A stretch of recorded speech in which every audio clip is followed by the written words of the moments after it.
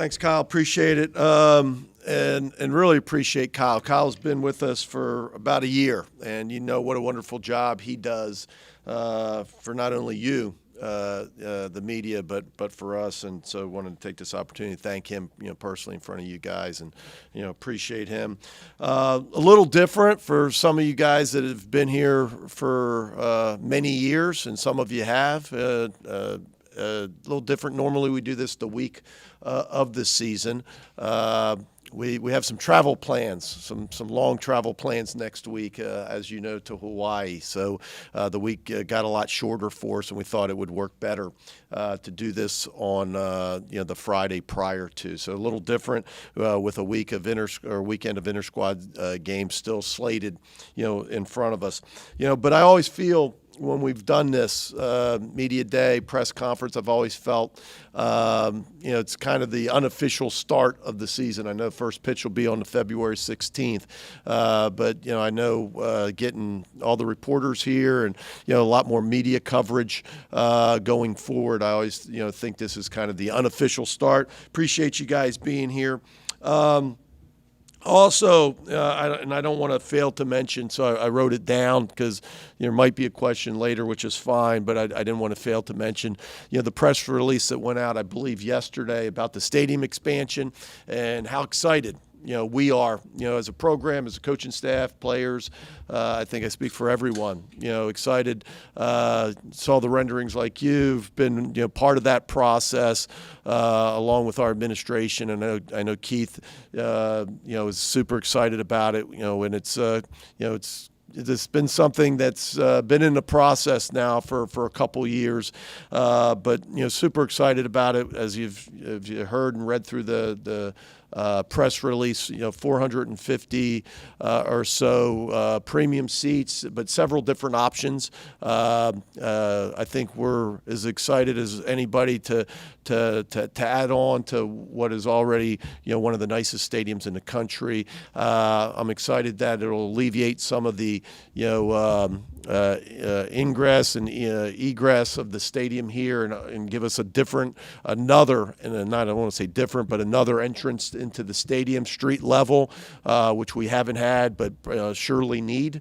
And with that, the first Champions Plaza with the statue and all the things in that happening. Being part of the championship and representing and being there for our fans to see. And as I just talked to Kyle before I got on, I think it's neat because it'll be outside the stadium. It'll be something that our fans can surely appreciate and see and take pictures on the way to the Grove on a football game and other weekends when they're here in Oxford. So and with that, I guess I also, think about when you talk about stadium expansion, kudos to our marketing and Marcom team, selling another 8,000 season tickets this year.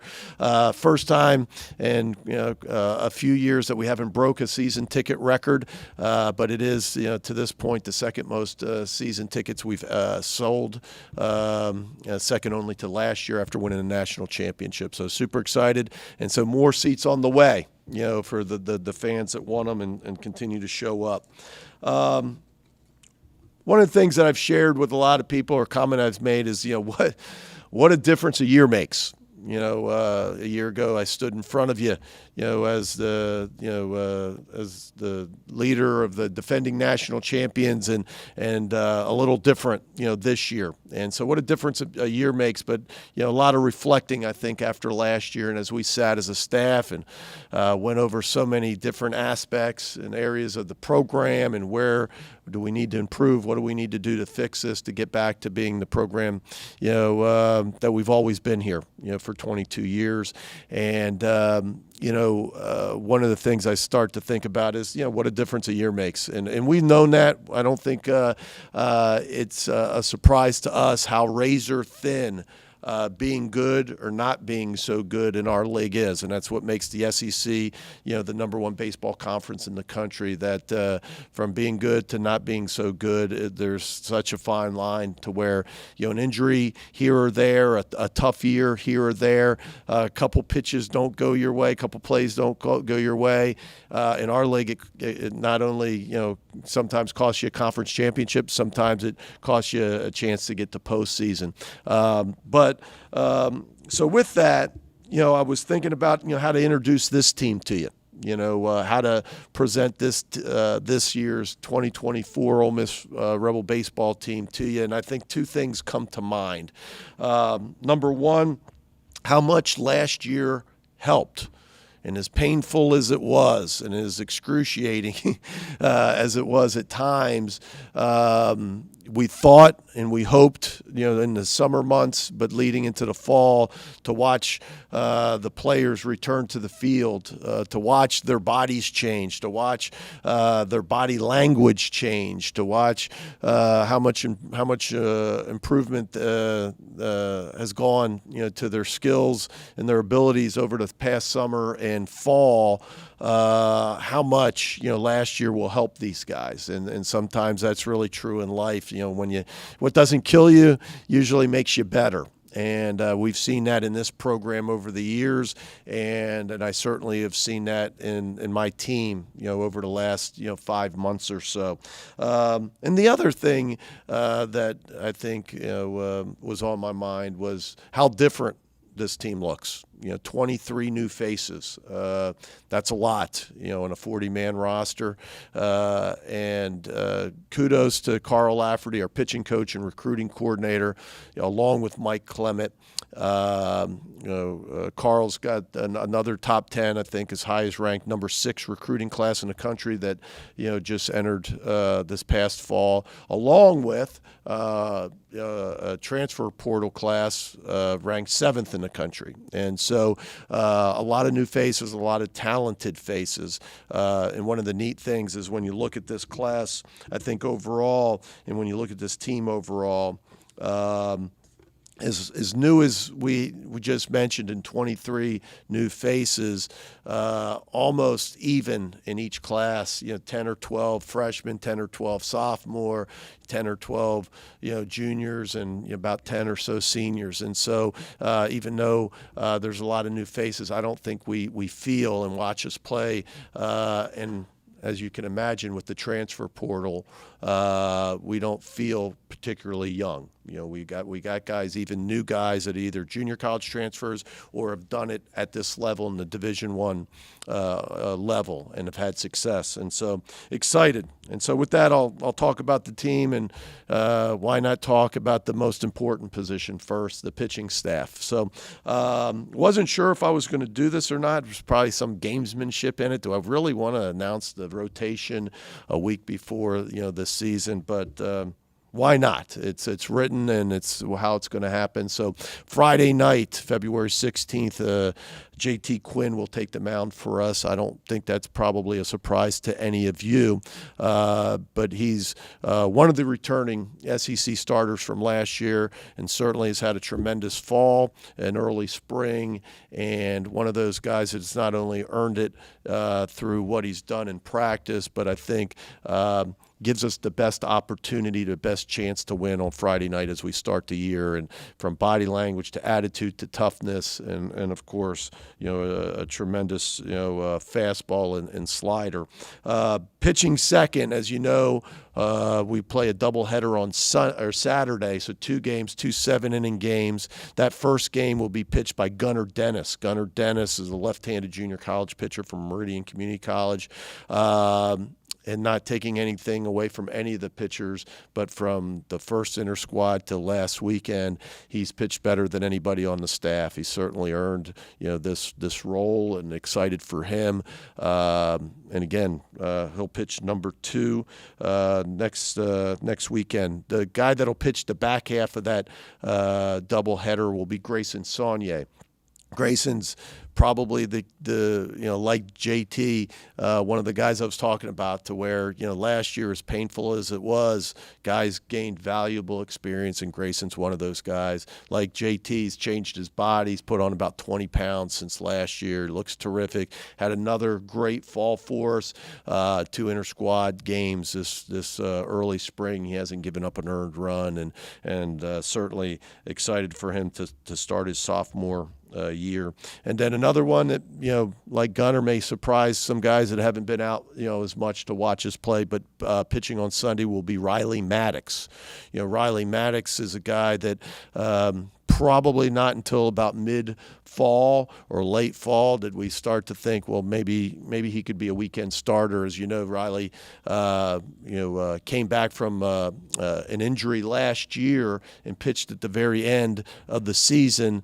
But it was a lot to ask. It was a lot to ask because of where we were in the season, and from a wins-loss standpoint, and he kind of got thrown to the wolves. But with that, we were hopeful, and I told him, as tough as it was on him, and you could see that he wanted to help us, he wanted to bring some success, that it would help him. Once he got to the fall, because he wouldn't be the guy coming off of Tommy John. He was the guy that already has pitched in SEC games, and now he is looked upon as just another pitcher, and he has, and pitched terrific this past fall, again in this early spring, and so he's made himself not just a right-handed lower three-quarter slot, reliever, but a guy that can run out, pitch to left-handers as well, and run through some lineups, and really kind of different from a lot of our pitchers, can really keep his pitch count low, can run through some innings and make it look easy. So he will pitch on Sunday. I guess at this point I'd be remiss, I'm assuming all of you know, but I would feel bad for not mentioning it, but I'm assuming that that Xavier Rivas and Taylor Rabe, got injured, earlier, this past week, and neither one will pitch this year, and so they'll be out for the season. Good news is, and you'll get a chance and opportunities to speak and talk to him, here in a few minutes, but Josh Mallitz is back, finished his throwing protocol at the end of the fall, got a good break, and, able to get his feet back under him, and then started this spring just like all the rest of the pitchers, and has pitched well the first 2 inter-squad games, and, super excited to have him back, along with, Mason Nichols in the bullpen. And I mentioned both of those guys because both of those guys were, as integral parts of the 22 national championship team 2 years ago, and how well they pitched down the stretch and on the way, to a national championship. So to have both of those guys back 2 years later, in your bullpen, I think says a lot. Some other returners in the bullpen, as you know, Mitch Morrell, Braden Jones, Mason Morris, and Sam Tokoyan.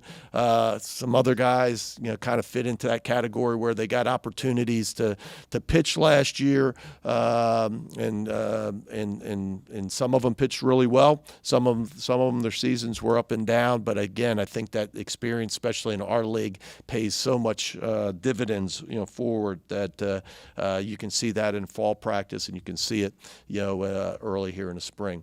For the new guys, some transfers. I mentioned about the portal, some transfers that have come in and have done well. Kyler Carmack, Liam Doyle, Connor Spencer, all kids that pitched at the Division I level before.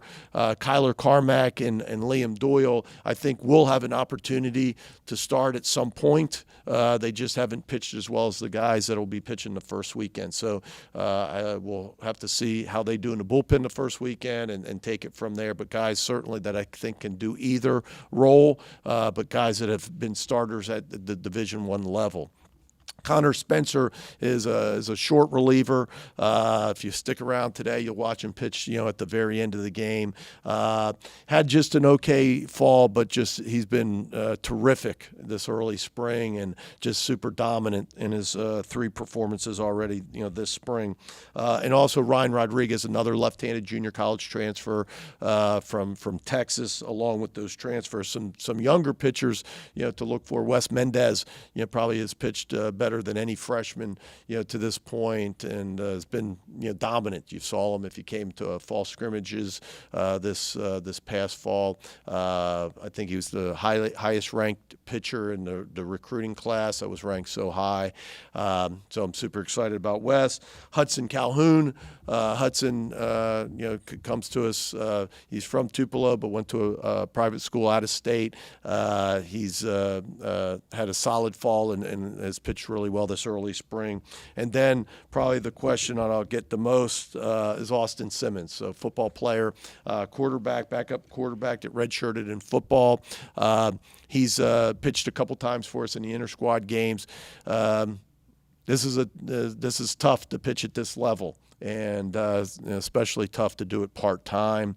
So, of course, he missed the entire fall. We weren't sure how that was going to affect him this spring, but he's been out with the guys for about 3 weeks now. As you can imagine, just an outstanding athlete, but he's blessed with a terrific arm. He will throw the ball in the low to mid-90s with Coach Lafferty's already kind of changed his breaking ball up, and he's gone from a low 70s kind of high school curveball to a power curve at 80 miles an hour and even harder than that. Struggled in his first outing, but dominated last weekend, and excited about him and his opportunities as well. Now moving on to the other side of the ball. As you probably didn't know, this is probably a little tougher to explain. I think everybody's so anxious to hear about the starting rotation. I don't see Parrish Alford, so he didn't ask who the closer was. We haven't decided that, but I think we got plenty of guys in there. So, but when we start to talk about the position players, it's a great core, some guys that had some great falls for us. But the reason I think it's a little different is because unlike some years, I think we're going to have to play some games to figure out the starting lineup and where guys are going to end up defensively. So not just 1 through 9, but what does a guy play at second? Does he play at third? Does he play left field? Does he DH? And so we have some guys that are I think are going to be huge parts of what we're doing, and they may throughout the year move from position to position, like a Justin Bench or somebody like that. But I think because some of them are trying out some new positions, the first few weeks you'll see some guys move from infield to outfield, or from second to third, or from first to outfield, and those types of things, probably more so than we ever have. So starting with behind the plate, Campbell Smithwick, right here in Oxford, Mississippi, played his last 2 years of high school baseball here. He played on the junior national team, the USA national team, at a high school. Tremendous player. I think he's the highest ranked player in that recruiting class. Should start on opening day. He's kind of been dinged up with a stress reaction, so not a fracture, a stress fracture, but a stress reaction in his foot and his toe. It's bothered him, so we've sat him out the last couple weeks. He's been hitting this week with no pain. He won't scrimmage in the inter-squad games, but we do believe he will be ready for Hawaii opening weekend, and we're just want to try to prevent any further injury and get him back to 100% as quickly as possible. He'll be backed up by Eli Birch, who's a junior college transfer catcher that, if you've been watching us, he's been out there. And then going around the infield, I think Friday night, Andrew Fisher will start at third base, one of those transfers we talked about from Duke University. Had a tremendous freshman year.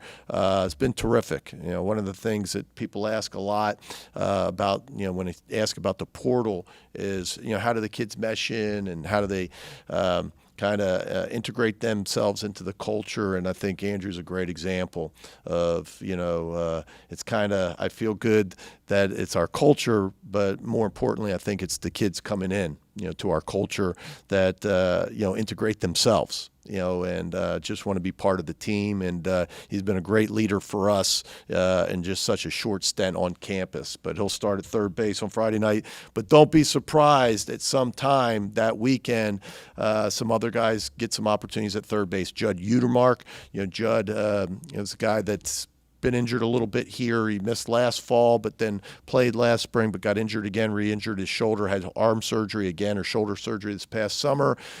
He's back to full speed and a tremendous athlete. One of those 6'5", 245-pound, might be the fastest guy on our team, really can play any corner position on the field from third base to first base, left field, right field, probably could play center field. And so just a tremendous athlete. So you may find him at third base, along with Ethan Leger, who started last year, returns for a senior year. Could start at third base. Moving around the infield, Luke Hill, another transfer from Arizona State. Luke's been terrific in all aspects of the game. He's a very athletic shortstop that can hit, which we're used to, right? We've had a great run of shortstops, here from Gonzo to Kessinger to Servideo, Errol Robinson, Zach Cozart, and the list goes on. And I think Hill will fit in right with those guys. Another sophomore that had a tremendous freshman year, and excited that he's with us. Backed up by Braden Randall, a true freshman from Texas. Randall could start some games at short, but also could start some games at second or third base. Really good defender. I'm super excited that he's here. Our team captain is Reagan Burford, and could start on Friday night at second base. He's a guy that was on the national championship team. He's been here for 4 years, and he's one of those guys. I think when you think about Ole Miss baseball in our office, you think about guys like Reagan Burford. He's a great leader, and excited about him for his senior year. Mentioned Leger, mentioned Randall. First base, Jackson Ross. Jackson Ross is another transfer portal kid from FAU, different than some of the ones I've already mentioned because he's an older one. He's a fifth-year kid. Really tremendous hitter, guy that hit near 400 last year with over 20 home runs, and certainly will add something to our lineup somewhere in the middle of the lineup. Left field, John Kramer, Leger, Utermark, even Ross. Any of those guys could start, I think, opening day. And again, trying not to be so aloof with the lineup. It's just not knowing who they're pitching and where we're going from there. With 4 games, I think all of those got an opportunity. But John, returns. Played a lot last year at the end of the year, and I think a solid left-handed bat. In center field, Ethan Groff returns. He was a transfer portal kid last year, and had a solid year for us last year, and a really good defender, our leading stolen base guy from last year. So excited and happy to have some experience out in the outfield. And then in right field, Trayson Hughes. Trayson Hughes is the most or the highest ranked, I think, portal kid that we have. Will start in right field on opening day. And so I haven't mentioned DH because I think I've mentioned enough position players through that. So with that, I'll open it up to questions for you guys. Mike, in 2022, when we sat here, guys like Elko were saying, getting to Omaha is the goal. Last year it was guys saying we want to make Omaha the expectation. Mm-hmm. I guess do you reset the expectations after last year? How do you handle that? Sometimes the questions you're asking individually, and I think it's so it's kind of hard to answer the questions for the players. So I'll leave that for them to answer about their own expectations. But guys have sat in this room and heard me say, several times. I learned a long time ago from my former boss, Skip Burtman, that high expectations beat low reality any day of the week, and it's true. Usually, when you're good, you have high expectations. Usually when you've had success, you've had high expectations. And so again, I don't think the expectations are any different this year. I know from myself, the coaching staff, and again, I don't necessarily want to speak for the players. I don't think that's my job, but every year we expect to get to Omaha. Every year, at this point, we're excited the season starts. The goals have been the same since my first press conference. Goal number 1 to win 40 regular season games. Goal number 2 to host or to win the Southeastern Conference championship, because I think if you're part of conference, that should be one of your goals. Goal number 3 is to host a regional, not just to get to postseason, but to host and be one of the 16 teams that are, fortunate and honored to play at home. Goal number 4 would be to host a super regional. Goal 5 would be to get to the College World Series, and the final goal would be to win a national championship. So I don't think our goals or expectations have ever really changed. It's just sometimes after you win a national championship, you have to answer guys like you a little differently. Mike, what have you you talked about a little bit about Campbell. I mean, what has he brought so far? What are your expectations for him this year? I think he's going to fit, right in with a long line of great catchers that we've had here. And you've heard me say, catching here is not easy. One, I was a catcher. Mike Clement was a catcher. Carl Lafferty was a catcher. And so with that, there's a lot of eyes that are watching you and are, helping you, but are very critical of that position and what that position means to our team and our success. And he's as talented as any freshman catcher we've ever had walking in. He's a tremendous offensive player, and I don't think that surprises anybody. If you watch him hit in batting practice, if you watch the fall, but he's a really athletic kid behind the plate, and that part of his game is probably a little, a part that's not talked about as much, and it should be. But it's tough. It's tough to play in this league, as we've said already several times. It's tough to do it as a freshman, but he certainly fits in with a lot of the great ones that we've had. Coach, can you speak more to Riley's journey and what it says about him that he worked so hard to get back on the field last year, even how the season is going, and now his improvement into this season? No, just really proud of him, and as you know, that the Tommy John rehab and throwing protocol, it's such a long, drawn out time for those guys, and it starts out so slowly where they at first they can't even barely move their arm, and each day it's so regimented of how much movement they can have, and then once they start to throw, it's so limited and it's so precise.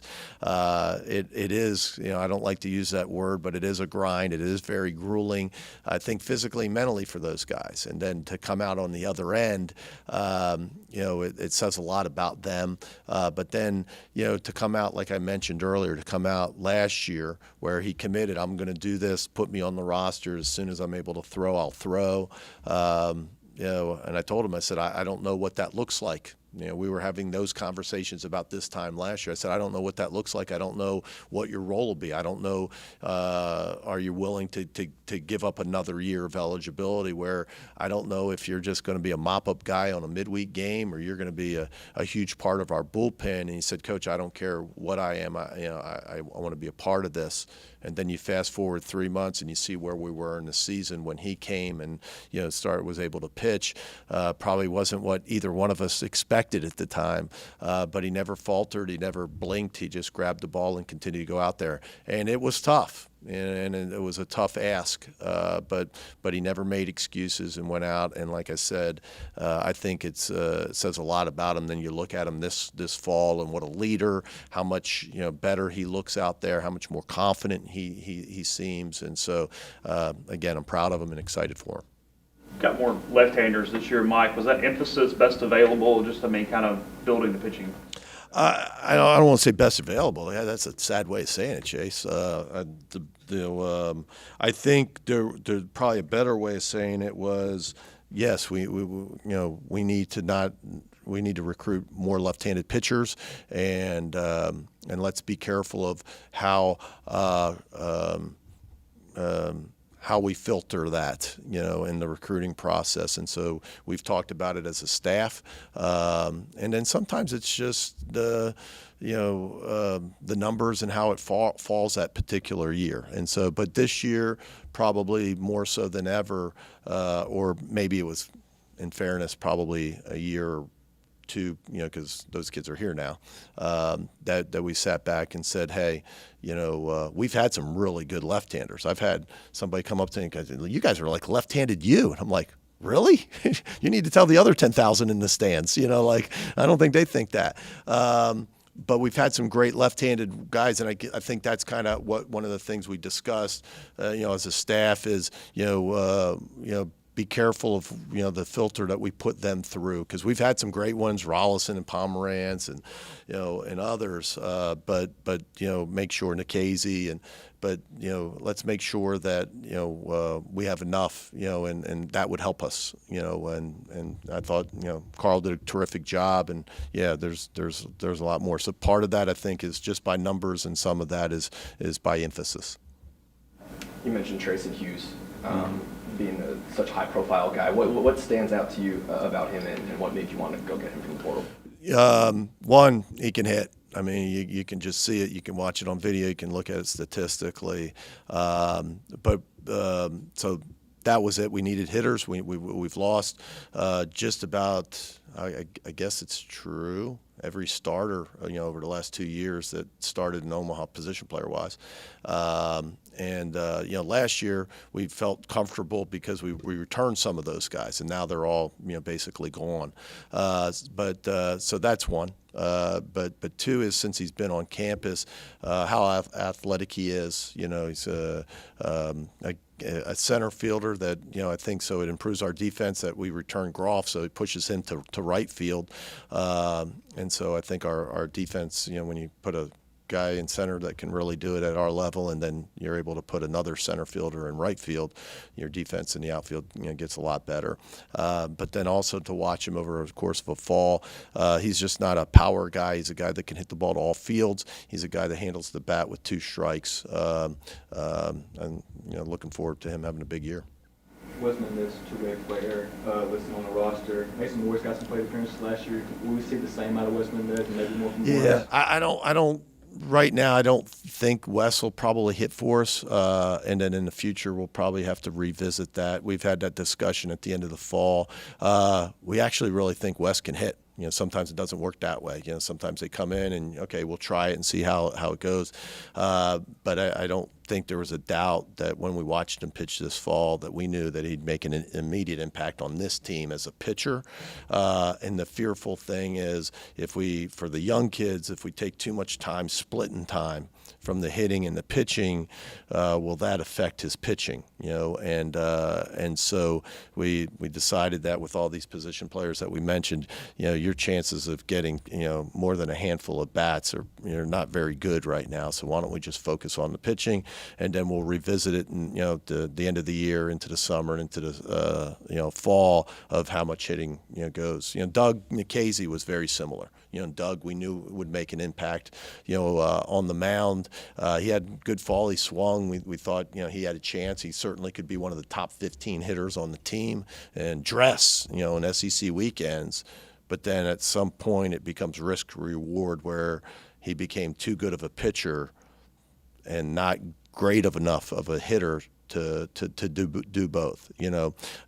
There's guys like Head that the risk reward, I don't know. I mean, is he a better hitter? Is he a better pitcher? Jack Caglione for Florida. I mean, you watch the impact that they can make, but when you're so good at one and not as great, not good, but not as great at the other, sometimes you have to make those decisions. And right now, we don't want to put the bat down forever, but probably put it down this spring.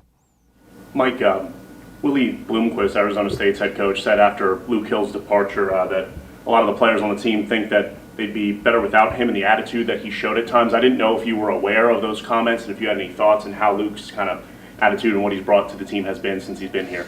Wow, that's a strong question for a press conference. No, I'm not aware of those, and that's unfortunate, that he would say that. But Luke's been terrific. And I think if you interviewed any staff member or any guy on the team, he's been terrific, and he's played terrific. And so he's a great kid, a great player, and excited for a great year. Coach, you talk about how much difference a year makes, and is there one difference between the 2022 and 2023 team that you and the coaching staff has made a priority to get back to, either personnel or locker room wise? Yeah, and I don't know if it's just the 22 and 23 team, but when I think it combines with how many new faces. We've talked about one of the things we've always wore with a badge of honor is our culture here, the way our kids handle their business, leadership. It's hard to look back at any of the successful teams, and not just here at Ole Miss, but probably just about any sport. People talk about the chemistry of your team. They talk about the leadership of your team and those types of things.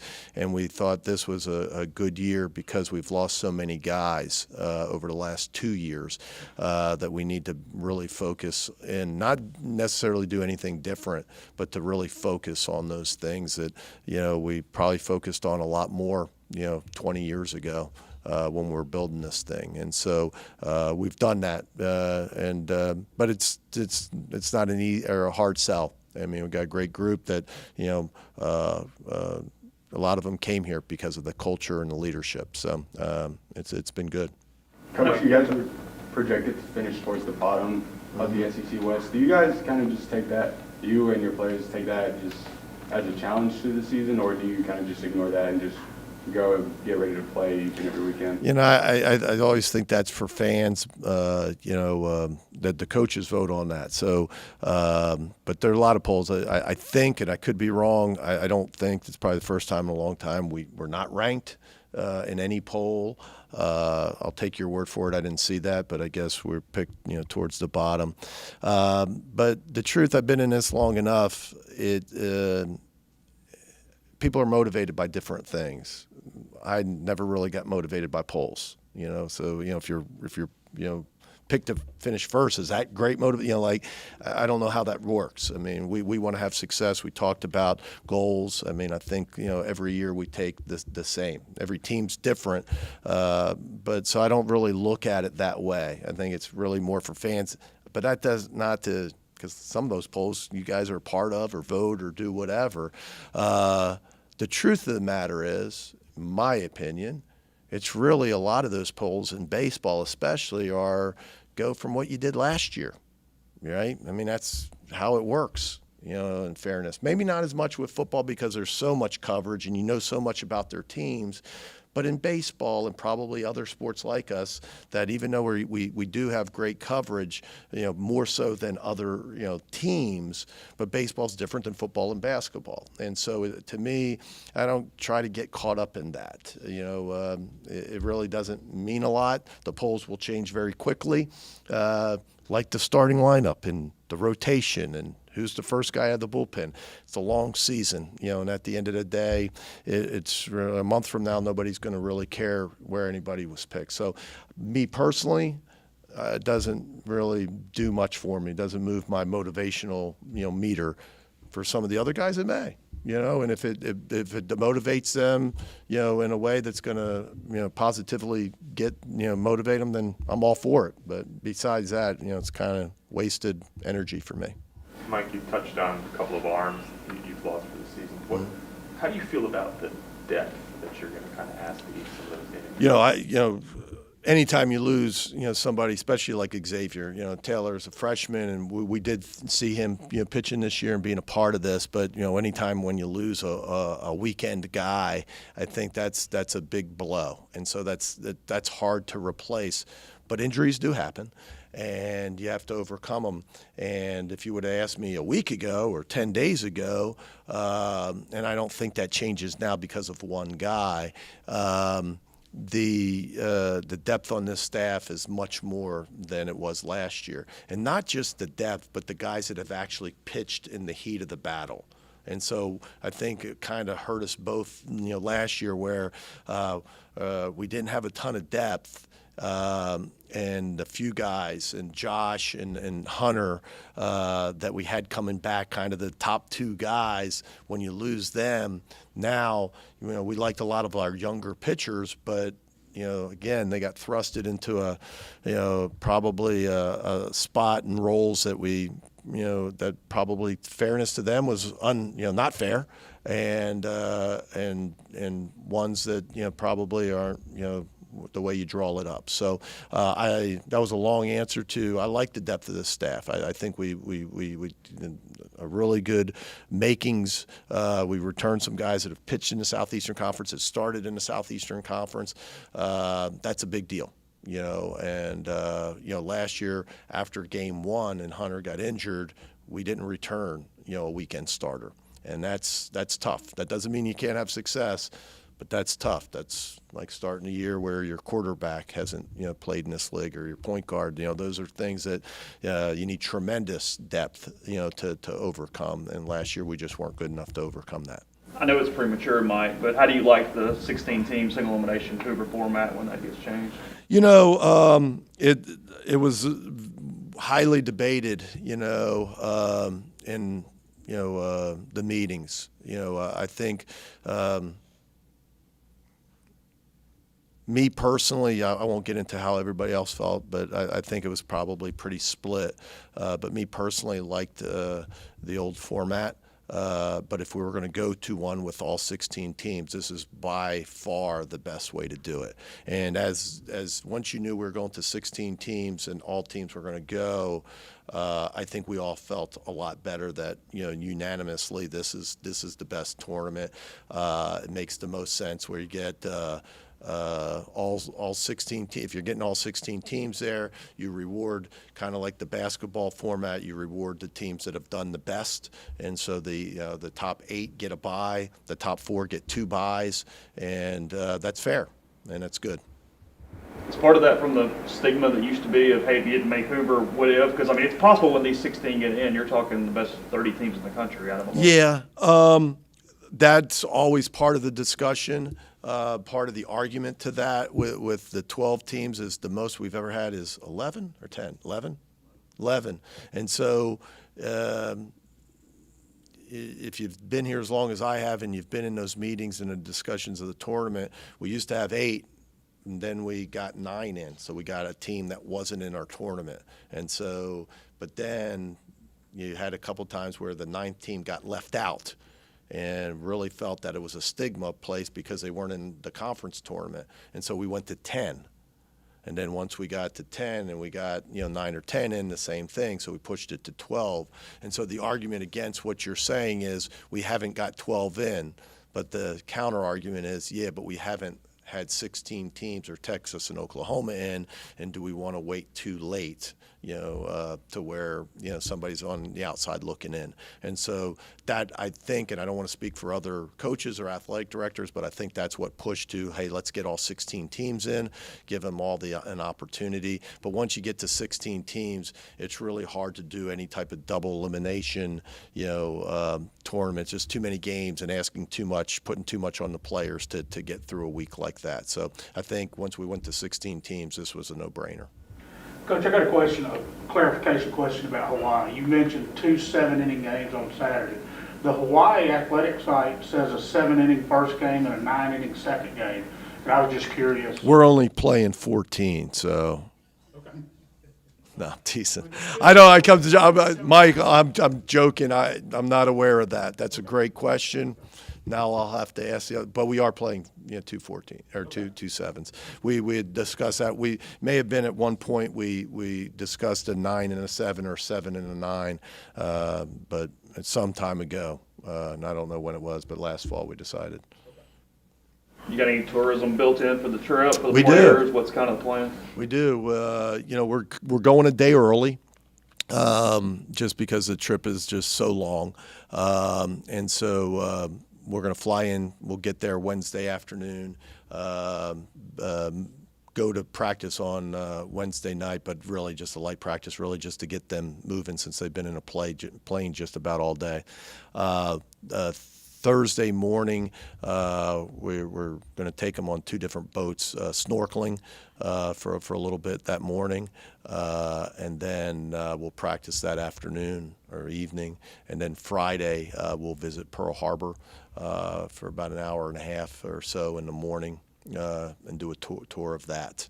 And that's really the only 2 team type of functions, because unlike a lot of sports, we're playing 4 games and there's just not a lot of time. You know, we figured the sun and the water might be best, wake them up and get rid of some jet lag on Thursday morning, and yet we don't play until Friday evening, so I think we'll recover from a little bit of sun on Thursday.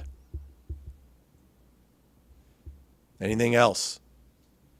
On Hawaii as a team, what kind of stand out to you about them? I have not even looked at it. And as far as pitching, you got 3 season-ending injuries there. Is there a pattern you've noticed there, or are they all just unlucky situations unique to their own? There's no patterns. It's as I think you know, and I think most of the guys sitting there. It's. I don't want to make light of it. It's a tough thing. It's a really you feel for those kids that have worked so hard, to lose a year. But the great news is, those injuries are. Highly successful, and you got Josh Mallets over here that's going to pitch this year. Riley Maddox, it's going to be a starting rotation that's gone through it. And so, with that being said, the horizon and the path, may be a little different, but I think one where both those guys will be able to recover from. But you look around the country, it's disappointing, but the facts are the facts. It's just it happens too often, but it happens everywhere. And so it's a shame, but one that nobody has those answers yet. Thank you.